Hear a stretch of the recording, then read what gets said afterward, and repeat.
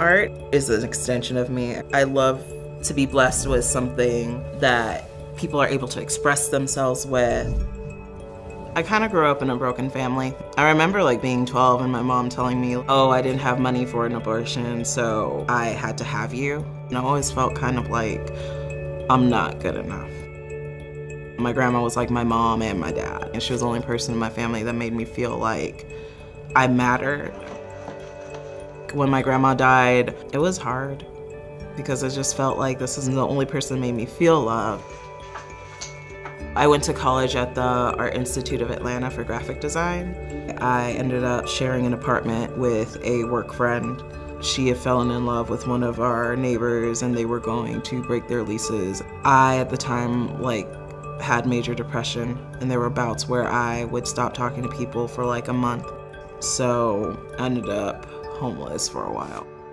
I was on the streets for a month. It was exhausting trying to act like I was normal. I was getting tired of being on the streets, so I went to the Atlanta Mission Day shelter for help. I felt relieved. My ambassador at the time, one of the first things she said to me is it's okay to just be who you are. That moment there means a lot to me. One of the classes that really stood out for me was healthy relationships. That really stuck with me and made me understand what I deserve as a person.